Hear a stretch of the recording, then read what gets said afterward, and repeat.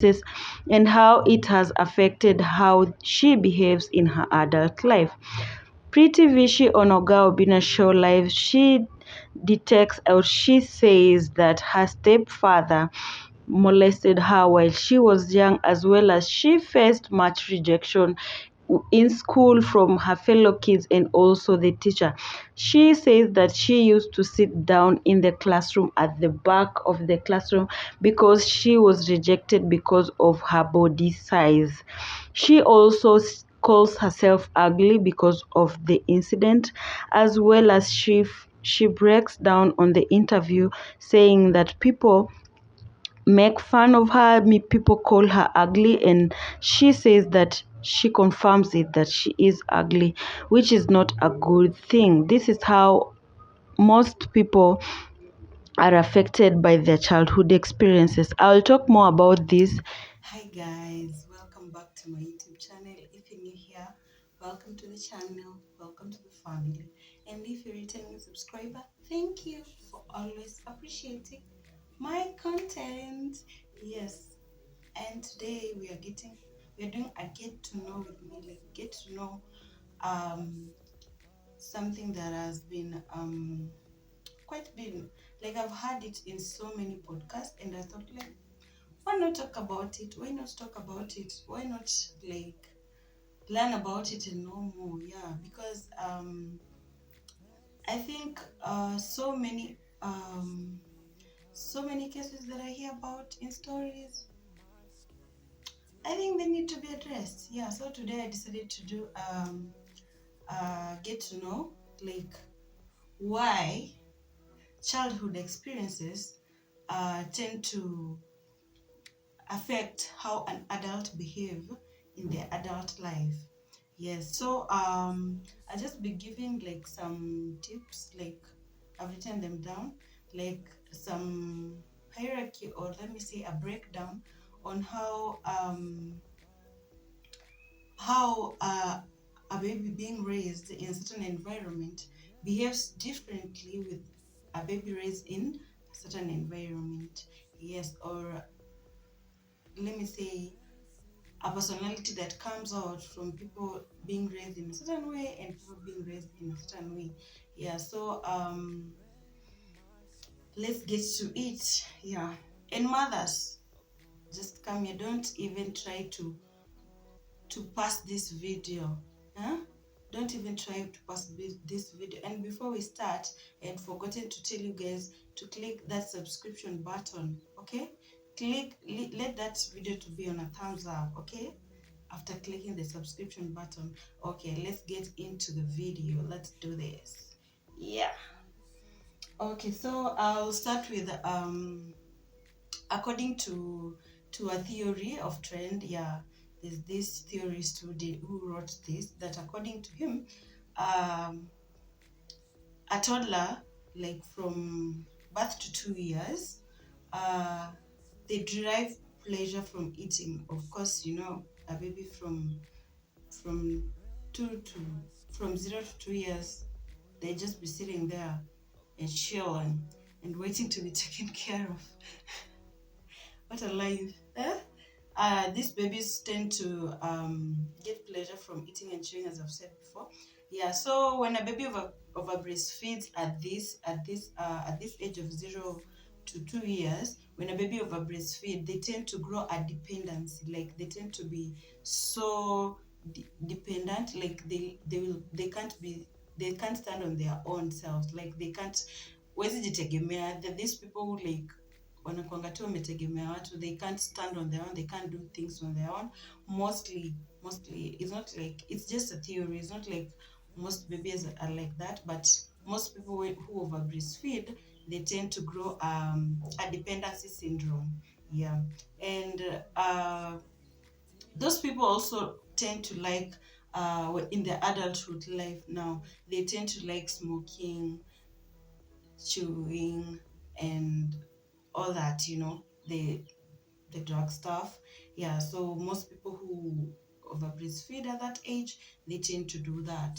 Yeah, so let's go to the second stage, which is 2 years to 4 years, which is also called an anal stage. Yeah, The first stage was oral stage, yeah, where the baby is a toddler. Now we are going to the anal stage where the baby is 2 years to 4 years. Yeah, that duration.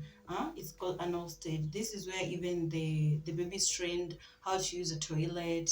Yeah, in this age, the babies mostly get pleasure from going for a short call or a long call. Yeah, because at this point the babies can't do anything, they can't help themselves. Yeah, but you now have to train them. You have to train them how to, like, to use potty or something, I don't know, but just train them how to use the toilet. Yeah, if you're in a public space, you can use potty or stuff, but this at this age the babies are trained on how to use the toilet. Yeah. And if they at this stage, with the when the parent or the caregiver to this child is a bit strict or something, a bit strict, or they punish them or they shame them, the child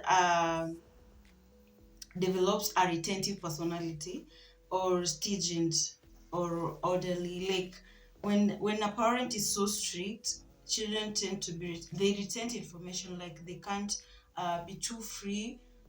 These people also become rigid, obsessive. On the other hand, if the parent doesn't care into the training, the child develops an expulsive personality where they mostly wasteful or destructive. Have you met someone who is just like wasteful and destructive? Like they just when you give them something, they're just not responsible. They're just not responsible. So it always goes back, like their parenthood or their childhood experience most of the time affects on how they react, like, to things. Like there are people who are just wasteful. Like you can look at someone, you're like, yo, you just open the tap and you let it run. Like mbona usifunge hiyo tap after using? Like why not just, like, most people tend to have such behaviors when they're not trained properly at that age of 2 to 4 years. But some people who are well trained, they tend to have to be orderly. Those who have strict parents, they tend to be orderly, they tend to be clean, they tend to do things on time, they tend to be perfect. Those people who are always like, I want this done perfectly. Like if it's cleaning, it's spotless clean. Like they do things to the core. These are the people who received like toilet training at like upper juu at 100. Yes. But I think training should be just done in an easy way for the baby. I don't think the punishment and the shame helps in any way, because these people they become obsessive. Now they can't be themselves.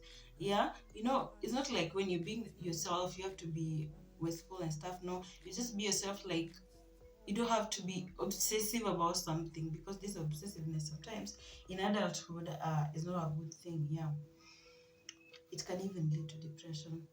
That's just my opinion. Yeah. So at this age, the baby is 4 years now. We are going to another stage, which is nikwambia kizungu, folic stage. This is the age of 4 to 6 years. Yeah. Now the age of 4 to 6 years. In this stage, the child discovers the difference. The child knows, like, I'm a girl. This boy, we're different. Yeah, now the child identifies gender. The child now knows the gender. Like she knows, like, I'm a girl and he is a boy, or he's a boy and I'm a girl. Like that, like that, like that. Yeah, the baby tends to know the difference between a female and a male. Yeah, if he's a boy, they begin to view their father as a rival, or if it, or and they tend to seek for their mother's attention. On the other side, the girls tend to be identify themselves as mothers, and they seek to tend attention from their dads. And it's very normal. Yeah, according to the theory. Yeah. uh, after the age of 4 to 6 years, we have the latent stage, which is 6 to 10 years. In this stage, sexual feelings are inactive. The child is busy pursuing intellectual pursuits and the social interaction. they interact with the same gender. 6 to 10 years is like the 844 curriculum. I think it's from class 1 to like to class 5.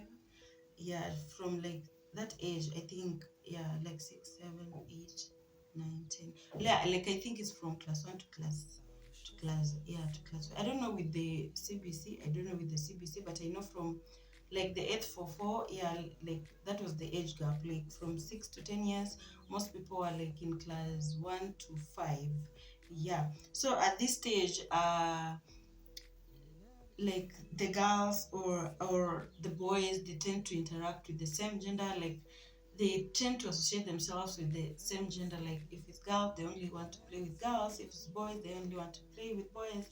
Yeah, I can even give you a story. Like when we were in class 2, there's this friend of mine who was like told like, ah, we know you have a boyfriend, and she started crying. I didn't understand why she was crying at that time, but right now I understand, because at this stage of 6 to 10 years, kids tend to like want to be associated with the same gender. Like if it's a girl, they just want to be identified with, oh, she has a girl who is her friend, yeah, like that, but not the opposite gender. I don't know, but that's how I've understood right now. Yeah, so we go to after 6 to 10 years, uh we now get into puberty. We now get to the stage of genital stage, which is from puberty to to to wherever age you reach, or let me say death or something. Yeah, let me say death. Like from the genital stage, like from 10 years and kuendelea. Yeah, that is when the child now, or the child at that point of 10 years to infinity, let me say, if someone can live to infinity. Yeah, at this age, there is sexual interest to the opposite sex. At this point, if it's a girl, they develop feelings. They want to have another, like a partner from the other opposite sex. And if it's a boy, it's the same way. So at this puberty is where most people like tend to grow. At puberty, mostly people grow. If they're ladies, they grow hips, they grow bust. If they're guys, they grow beards, they break their voices, and so forth. I know most people know about this. I think that our character can be changed. I mean, when someone decides to change, I think they can change that, because it always takes one person's decision, like being intentional about something, being intentional that I want to change this. I want to be organized. I want to be I don't want to be dependent on someone because I breastfed a lot when I was a baby. No, I don't want to be dependent. I want to be independent. You can change. I think therapy can help too, because of saying I've been listening to so many podcasts referring to therapy as one of the ways that you can help an adult to overcome these childhood experiences or childhood traumas that can depict how an adult behaves. Yeah, because seek for help, talk to someone. If you can't find someone to talk to, go to church. Yes, go to church. Go to church, a pastor, anyone you can. Like, I think church is one of the safe spaces. Yes, I know that those things like kanyari and stuff, and and the shakahola thing, but I still believe there are good churches out here that you can go and seek help. If you don't trust churches, you can go to a therapist, a good one. I have none to recommend at this particular point, but I think you can seek one and find. Yeah, so that was it for today. If you watched this whole video to this point and you've not subscribed, oh my goodness. Subscribing is free. Don't forget to click the subscription button. Till next time, have a good time.